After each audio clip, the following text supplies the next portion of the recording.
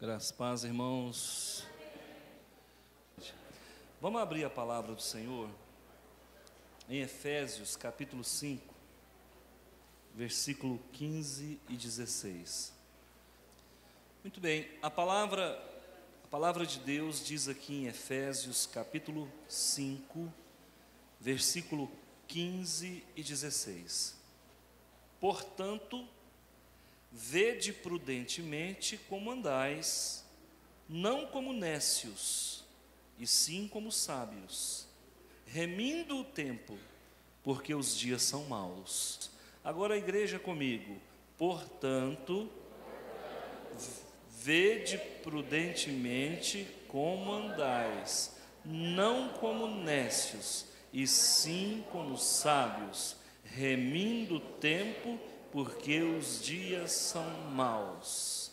Senhor Deus e Pai, em nome de Jesus, estamos reunidos para adorar e cultuar o Senhor, digno de todo louvor, de toda honra e de toda glória. Senhor, nós queremos realizar um culto racional, onde os nossos próprios corpos são sacrifícios vivos diante do Senhor. E se em nós há algum desejo mau, limpa, purifica, torna-nos, Senhor, limpos, alvo como a neve. A mão do Senhor pode guardar, também pode nos proteger, pode nos purificar. A Tua palavra, Senhor, nos purifica por dentro, nos renova as forças. Faze-nos, Senhor, portadores da Tua unção. Torna-nos, Senhor, canais de multiplicação de bênçãos sobre a vida de cada um daqueles que conosco estão. Em nome do Teu Filho amado, é que nós oramos e agradecemos. Amém. Amém. Dias maus. Eu quero falar sobre dias maus.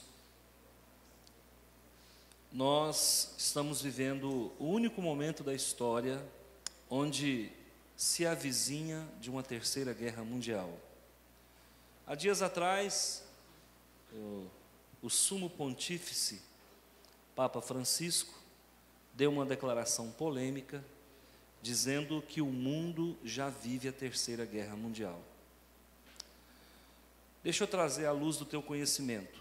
Hoje, nós temos nada mais, nada menos do que 7 guerras acontecendo. Guerras de grandes proporções.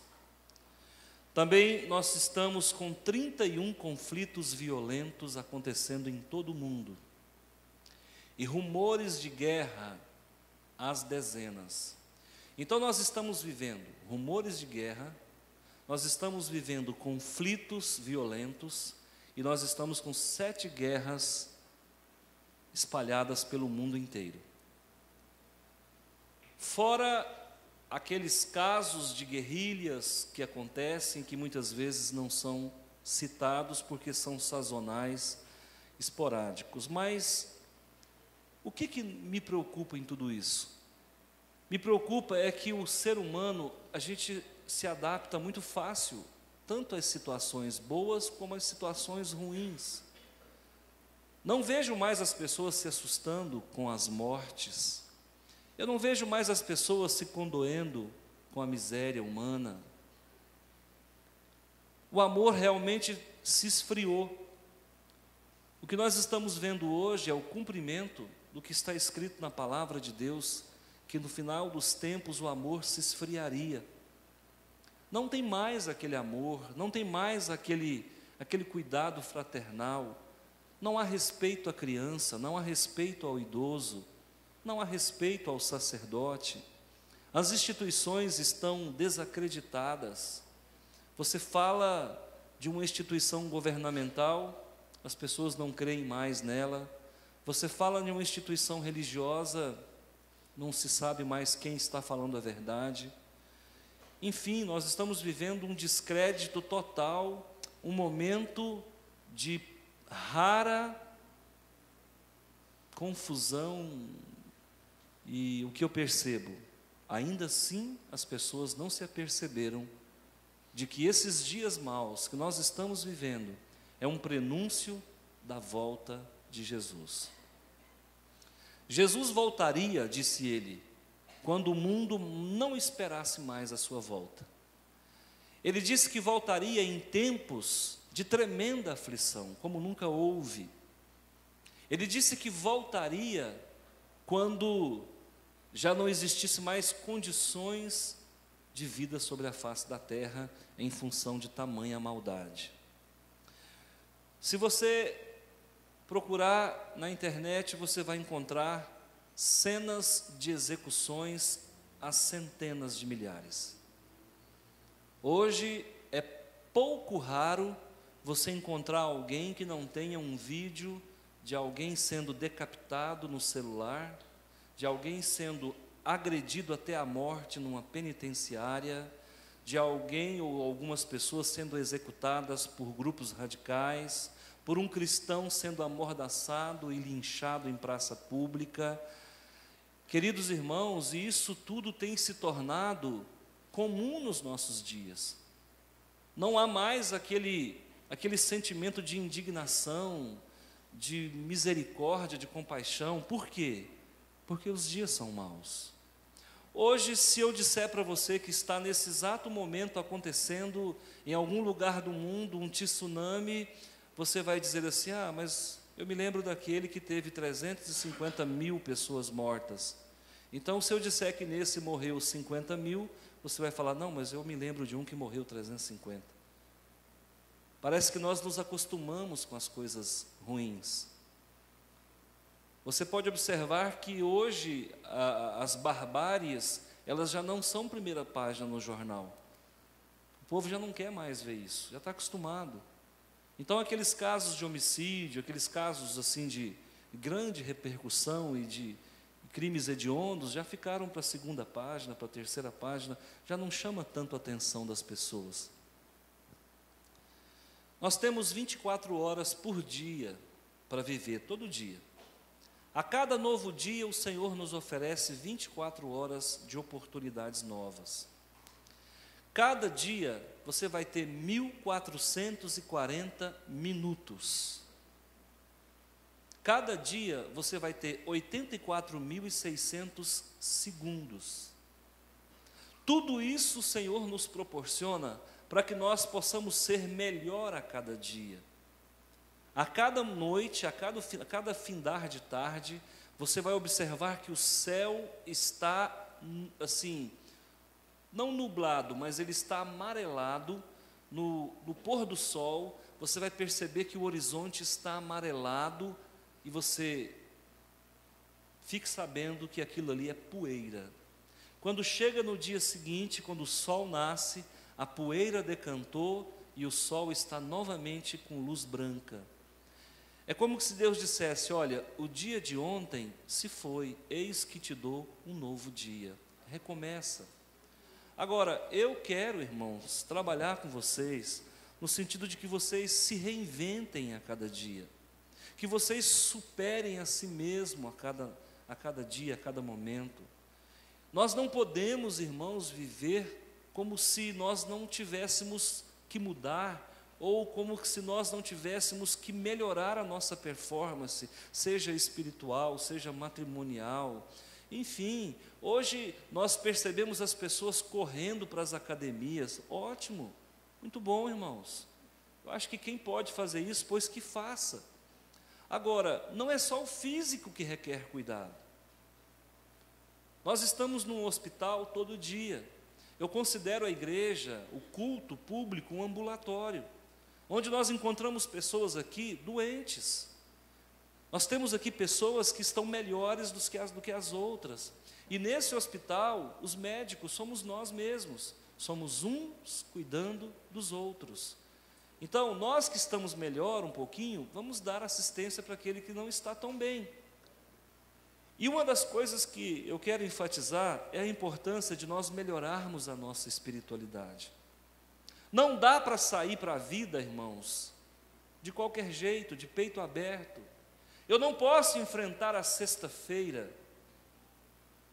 que é amanhã, da mesma forma que eu enfrentei a quinta, porque os dias são maus e eles são maus ascendentemente. Essa sexta-feira de amanhã, com certeza, ela promete muito mais do que a sexta-feira anterior, em termos de perigo, em termos de dificuldades. Eu não cheguei a ver esse documentário, essa reportagem, mas algumas pessoas me disseram que em 15 anos o rio Araguaia vai se tornar o córrego do sapo. Outra pessoa me disse que em 40 anos o rio Araguaia vai desaparecer. Eu acredito plenamente. Do jeito que as coisas vão, a água está sumindo da superfície da terra. Em São Paulo, segundo quem viaja para lá, os rios estão secos. Me disseram que o Rio Verdão dá quase que para atravessar a pé, ali em Montevidéu. Será, irmãos, que nós não estamos vendo que as coisas estão mudando? Eu vejo constantemente Deus mexendo no nosso queijo, Deus mexendo na nossa periferia de vida, como que se dissesse: vamos, se reinvente, começa de novo, reavalia o que está errado, o que precisa mudar, qual é o comportamento eficaz. Quando você passar de novo por essa situação, você vai ser reprovado de novo você vai tirar bomba. Quando eu fazia faculdade, eu tive um amigo que se tornou um dos meus melhores amigos no final do curso, e ele falava assim: Antônio, qual é a média para passar aqui na faculdade? Eu falava: a média é 6. Ele falou: então para que tirar 7?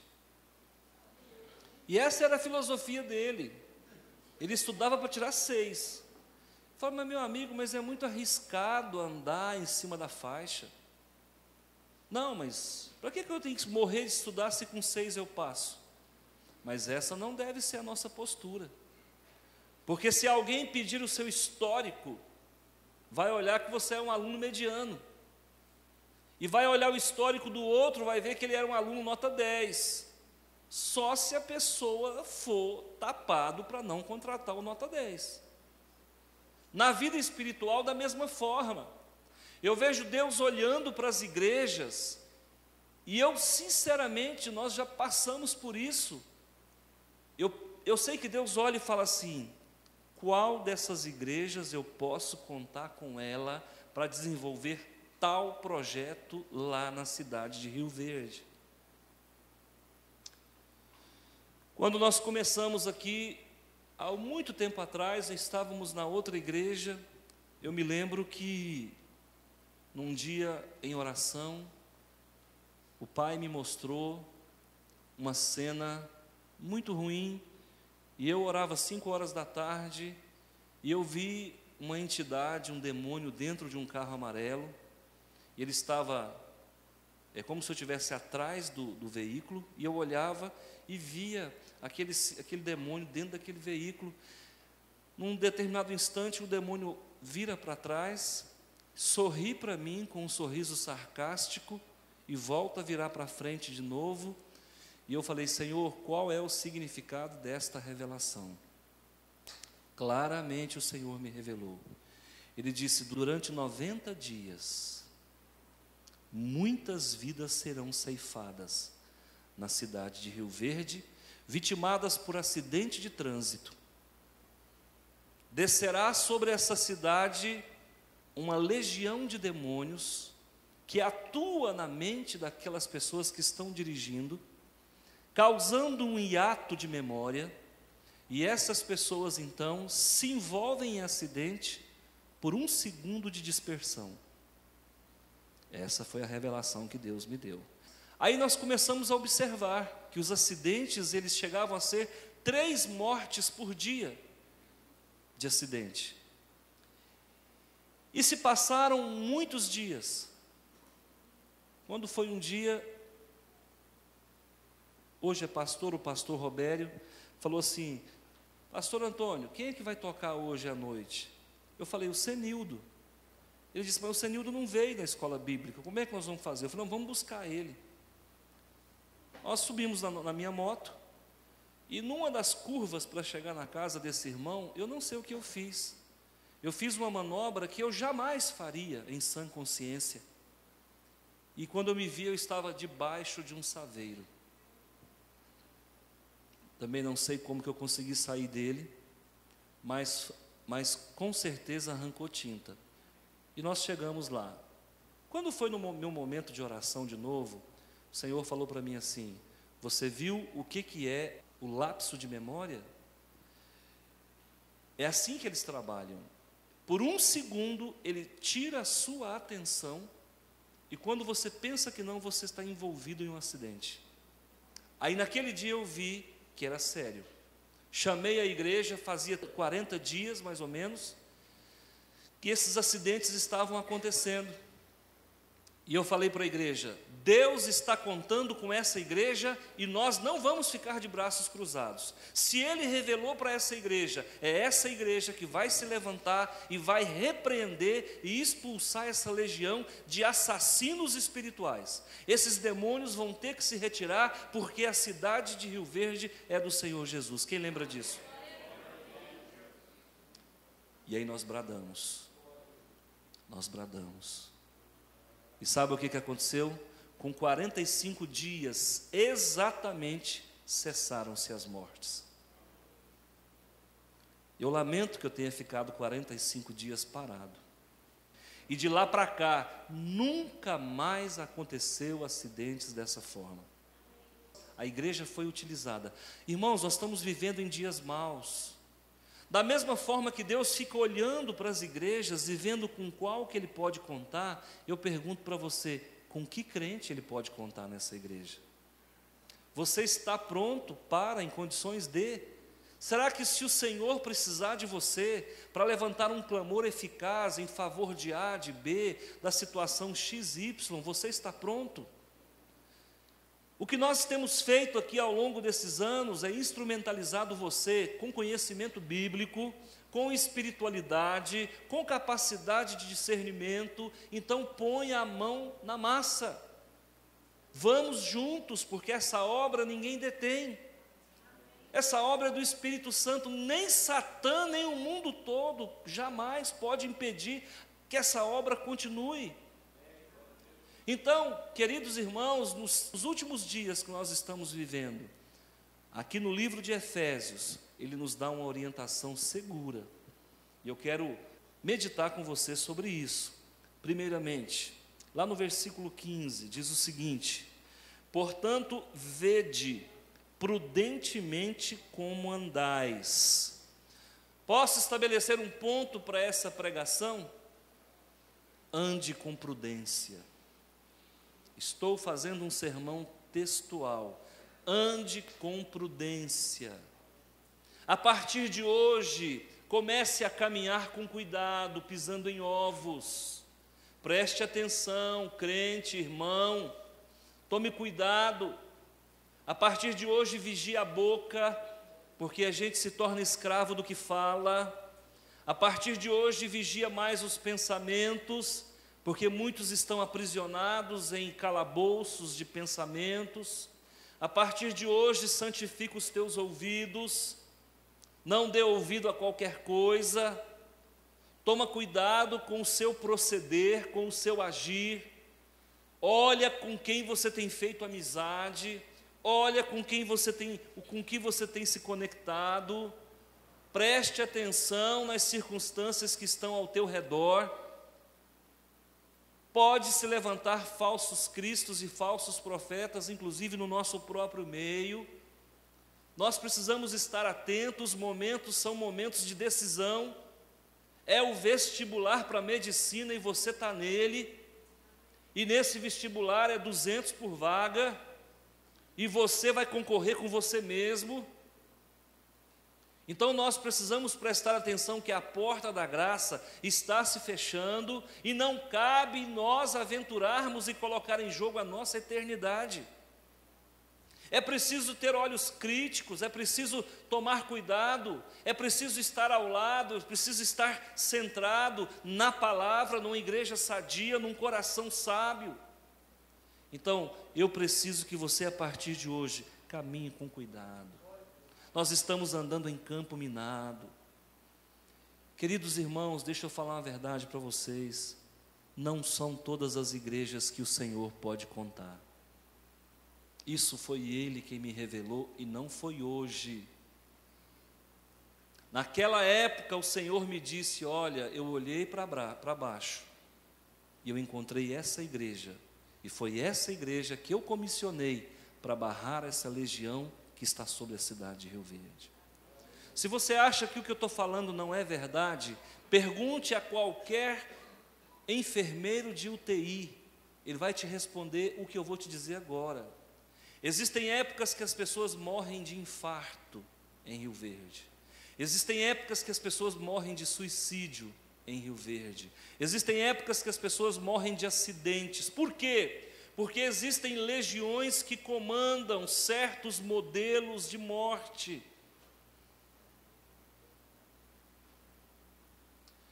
E quando a cidade de Rio Verde gera legalidades em quantidade satisfatória, essas legiões descem e começam a controlar as mentes. O que a televisão tem feito? Tem facilitado o domínio das nossas mentes por ação do maligno. O que a televisão faz, queridos irmãos? É o mesmo trabalho que um bombardeio aéreo faz numa região de guerra. O avião vem, joga a bomba e depois que ele faz aquele estrago todo, os soldados vêm por terra.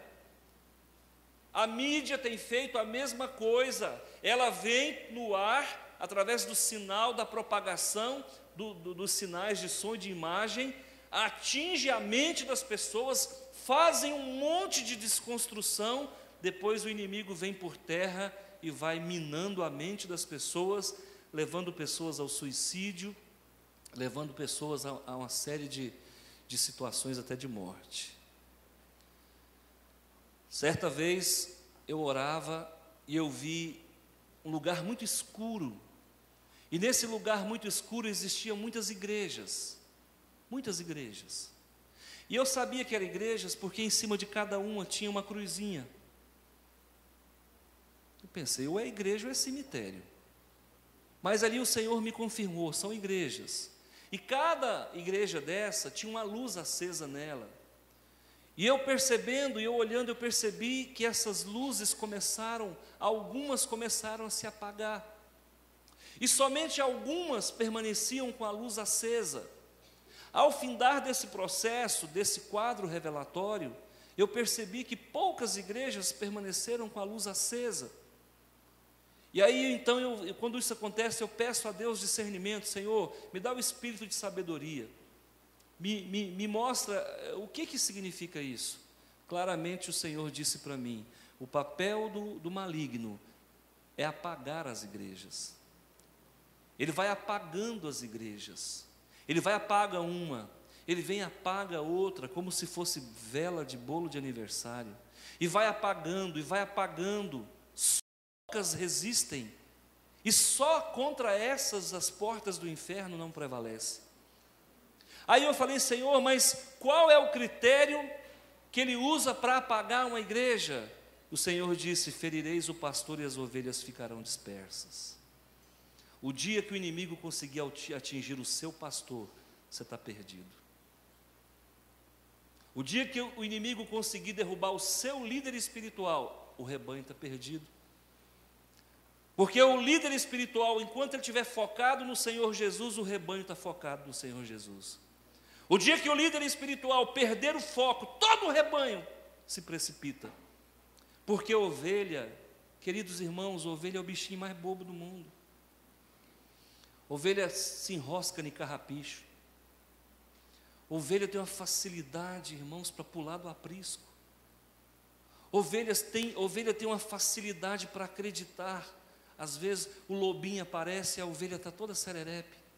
Me pega, lobo, me pega, lobo. Verdade, irmãos. Nós estamos trabalhando com coisa séria. A obra de Deus não é brincadeira, não. Eu preciso, queridos irmãos, dar um alimento sólido para a igreja. Irmãos, a unção passa, a palavra permanece. Eu conversava essa semana, não me lembro com quem. Eu disse, irmãos, unção é maravilhoso, é muito bom ficar no reteté, é muito bom chorar na presença de Deus. E você vai ver lá Pedro, Tiago e João subindo com Jesus no monte. Aí o Pedrão achou tão delicioso que ele falou assim: eu posso fazer aqui uma tenda? Jesus falou: para, rapaz, nós vamos ter que descer do monte e voltar para a vida. Unção, irmãos, ela vem só na medida certa e no tempo e na quantidade certa. O resto é luta. E quem vai dar respaldo para nós, irmãos, não é a unção que eu recebi 10 anos atrás, mas é a palavra que não volta vazia. Então nós precisamos nos posicionar, e aqui diz, olha, anda com prudência. Em dias maus, ande com prudência, ande com cuidado, sabe? Fica firme, focado na palavra, focado naquilo que é a minha vontade, porque falsos cristos e falsos profetas se levantarão nos últimos dias. 2, diz assim, ó: andais com prudência, não como os nécios. O que significa nécios, igreja? Tolo. Crente, não seja tolo. Mas sejam o quê? Sábios. Então, segundo ponto, nós devemos agir com sabedoria. Tudo me é lícito, nem tudo me convém. Nem tudo me convém. Pastor, eu posso ir ao shopping? É lícito. Mas ao ir ao shopping, nem tudo te convém. Pastor, posso ir no aniversário de 15 anos? Tudo te é lícito, mas ao chegar lá, nem tudo te convém. Porque nós só vamos ser aferidos como crentes, irmãos, quando nós entrarmos na balança para saber até que ponto nós somos capazes de resistir à tentação. Alguém me disse esses dias: pastor, por que Deus permite a tentação na minha vida? Será que Ele quer saber como é que eu me comporto? Eu falei: não, irmão, Ele quer que você saiba como você se comporta. Porque Ele já sabe como é que você vai se comportar, mas você às vezes não sabe. Então Ele vai permitir você passar por uma situação bem complicadinha, para que você veja qual é a resposta que você vai dar. Porque nós conhecemos o cristão, não é na ação, irmão, é na reação. Eu só vou saber se verdadeiramente o Daniel, com todo respeito, Daniel Reuel é crente, se eu pisar no sapato dele. Porque enquanto eu estiver abraçando ele, chamando ele de meu irmão, dando graça e paz, ele é crente até debaixo d'água. Mas na hora que eu piso no calo dele, e agora? Aí eu vou saber que tanto ele é crente. Irmãos, Deus vai permitir que nós passemos por situações adversas para que a aferição venha à nossa consciência e não à onisciência dele. Porque ele já sabe o que nós somos. Nós é que não nos conhecemos. E até Sócrates disse: conheça-te a ti mesmo.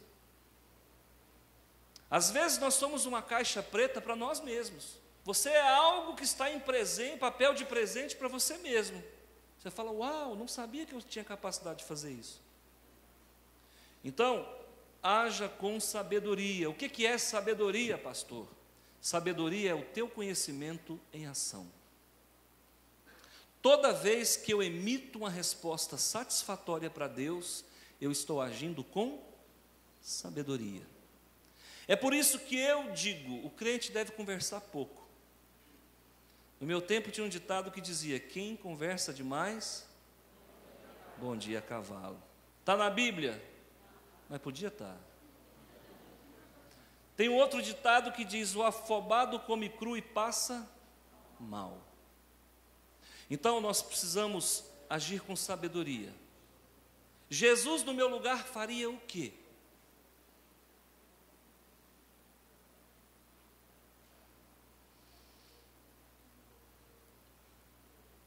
Eu conversava com alguém ontem na viagem, os irmãos que foram comigo à Cachoeira Alta, e eu disse para eles, falei: olha, homem não tem amizade com mulher. Viu? Homem não tem amizade com mulher, não. Homem, não tenha por confidente uma mulher. Se você for casado, você vai se dar mal. Mulher, não tenha por confidente alguém que não seja seu marido. Muito cuidado. Homem e mulher, quando deixam de ser amigos, homem e mulher, quando são amigos demais, se tornam marido e mulher. Nós devemos manter uma zona de segurança. Agir com sabedoria. Existem situações que vai exigir de você uma resposta rápida. Existem situações que vai exigir de você uma resposta a médio prazo, a longo prazo. Quem te falou que tudo você tem que responder? Quem te falou que tudo você tem que dar explicação? Quem te falou que tudo você tem que contar? Negativo. Existem situações que a gente tem que selar. Deus revelou muita coisa para Daniel, mas disse para Daniel: tais e tais coisas é para selar, não é para contar. 3. Em dias maus, em tempos difíceis, nós precisamos aproveitar as oportunidades. Certa vez me disseram que a oportunidade é como uma estátua que só tem cabelo na frente. Se você não pegar na testa, na nuca, não tem cabelo. Então não deixa passar não. Existem coisas na vida que Deus vai te dar uma chance só. E se você não tiver antenado com o Pai, você não vai enxergar que é a mão de Deus te ajudando e te abençoando. Existem coisas, irmãos, que a gente precisa ter olhos de águia. Nós precisamos ter discernimento. Quem tem vida de oração tem discernimento. Quem tem vida de oração não compra gato por lebre. Quem tem vida de oração enxerga além do alcance. Quem tem vida de oração, de joelhos, enxerga mais do que um filósofo na ponta dos pés. Então você precisa entender que existem adereços que só Deus dá. É por isso que eu digo, vá para a madrugada, sabe, cria intimidade com esse maravilhoso Deus. Ele vai abrir o teu entendimento, Ele não vai deixar você se equivocar, Ele vai te livrar das ciladas, Ele vai te livrar das setas, dos dardos inflamados, Ele vai colocar você em local espaçoso, Ele vai te levar sobre a rocha, Ele vai fazer você assentar entre os príncipes. Irmãos, a coisa melhor do mundo é nós sabermos a quem servimos, por que servimos. Porque quando nós conhecemos o nosso Deus, e quanto mais conhecemos Ele, mais dele nos aproximamos em atitudes, em ações. Aproveite a oportunidade, aproveite o dia de hoje, e eu digo para você com toda sinceridade, aqui ainda se prega a palavra de Deus. Ainda se prega a palavra de Deus. Aqui ainda somos boca do Deus vivo. Para a honra e glória do Senhor, a luz aqui ainda não foi apagada. Não adianta eu agradar os homens e desagradar a Deus. Não adianta eu ter 10.000 membros e eu mesmo não ter o meu nome arrolado no livro da vida. Importa agradar a Deus nesse quesito, sim, mas eu jamais desagrado os homens que são homens de Deus. Tem como eu agradar a Deus sem desagradar os homens de Deus. Então, irmãos, é isso que é importante. Nós temos que caminhar ombreados uns com os outros. Nós temos que ser um feixe de lenha. Nós temos que ser um cordão de 3 dobras. Nós precisamos estabelecer um padrão de conduta acima de qualquer suspeita. Pastor, líder é igual palito de fósforo. Se um palito de fósforo você riscar ele, e ele queimar só o fósforo, você pode jogar ele fora, mesmo que a madeira não tenha sido danificada. Nós, homens de Deus e mulheres de Deus, só temos uma oportunidade de ser santo, e nós não podemos desperdiçá-la. Nunca, jamais, nunca, jamais.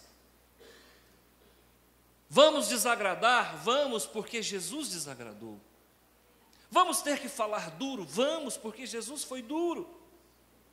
Vamos conquistar inimigos? Vamos conquistar inimigos. Supostamente seremos pregados numa cruz se brincar todo dia. Pastor, mas as palavras são duras, mas são de vida eterna. Para onde iremos? Só tu tens palavras de vida eterna. Vai embora também, Pedrão? Todo mundo está indo embora, vai embora? Não, Senhor, só tu tens palavra de vida eterna. Oh, meu Deus, como eu tenho orado por essa igreja, irmãos. Como eu tenho pedido que o sobrenatural de Deus alcance vocês. Vocês não têm noção, gente. Como eu quero que vocês experimentem mais da presença do Senhor.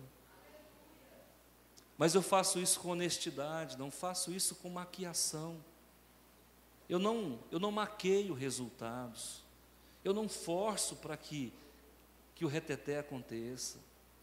Irmãos, aqui é na glória de Deus. Se o Senhor quiser descer a nuvem dele aqui e jogar todo mundo no chão, Ele tem poder para isso.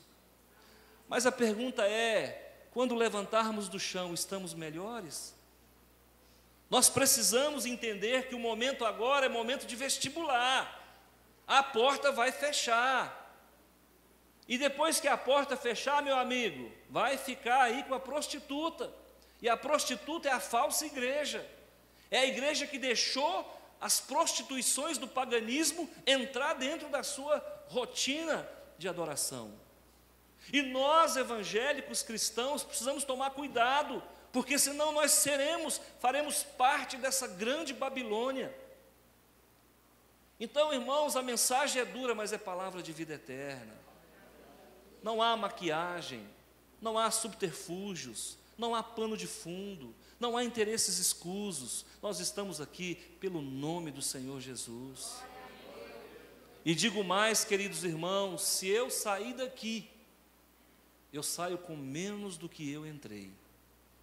E os 2 carros que são meus, um pertence ao Banco Santander e o outro pertence ao Banco HSBC. Vocês entendem? Por que eu procuro agir com transparência? Porque é preciso que vocês saibam diferenciar uma nota de R$1 e uma nota de R$100. Porque de longe elas se parecem, mas não são iguais. As igrejas se parecem, mas elas não são iguais. As denominações se parecem, mas elas não são iguais. Conhecereis a árvore pelo fruto que ela produz. Há poucos dias atrás vocês me ajudaram, e me ajudaram muito, para que eu possa tentar mudar até o meio do ano que vem. Hoje eu já fui lá, já dei um pontapé, porque eu para dar pontapé daqui para ali. Já dei um pontapé, já vou dar mais uma arrancada. A luta que é, irmãos, é muito simples.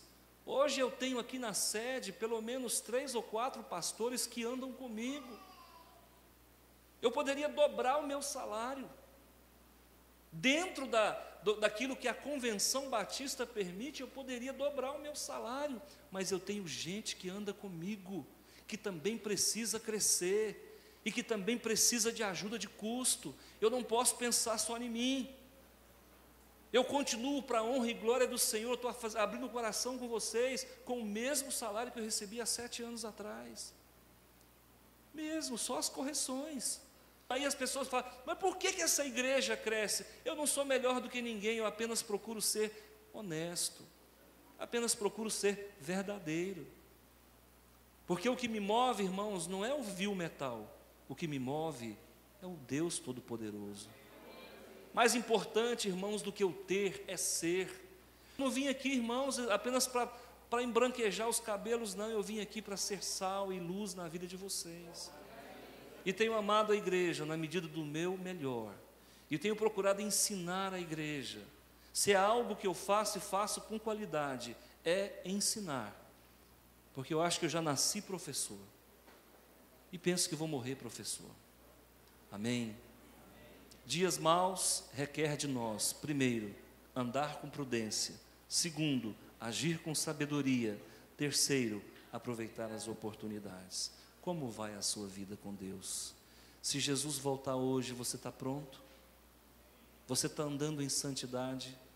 Está agindo com sabedoria? Você tem sido realmente um aproveitador de oportunidades? Feche os seus olhos, eu quero orar com você. Senhor meu Deus e Pai, em nome de Jesus, Está chegando a hora que Jesus vai voltar. E eu sei que quando Jesus voltar, todo esse mundo vai mudar. Não haverá mais guerra, não haverá mais doenças, não haverá mais mortes. A mãe não vai chorar pela morte do filho. O filho não vai chorar porque ficou órfão. As enfermidades não vão existir mais. Os rios terão águas limpas. O leão vai comer com o cervo. Não haverá relação presa-predador. Toda a terra será transformada. O amor vai voltar aos lares. O pai vai honrar os filhos vão honrar os pais. O nome do Senhor será santificado. Haverá um trono de Davi na cidade do grande rei. O nosso Jesus vai sentar ali. E ele vai reger esse mundo com cetro de poder e justiça. E todo joelho se dobrará, toda língua confessará que Jesus Cristo é o Senhor, nos céus, na terra e embaixo da terra. Por isso, com a tua mão de poder e com a tua graça, eu te peço, alcança o coração de toda esta igreja, de cada irmão e de cada irmã. Senhor meu Deus, nesta noite, neste dia, nós estamos entregando a palavra de vida eterna, transformadora, renovadora. Mesmo que os dias sejam maus, o Senhor é bom e a sua misericórdia dura para sempre. Leva-nos para casa, livra-nos do mal. Que a graça do Senhor Jesus e o amor de Deus e a comunhão do Santo Espírito esteja sobre a sua vida hoje e sempre. Amém.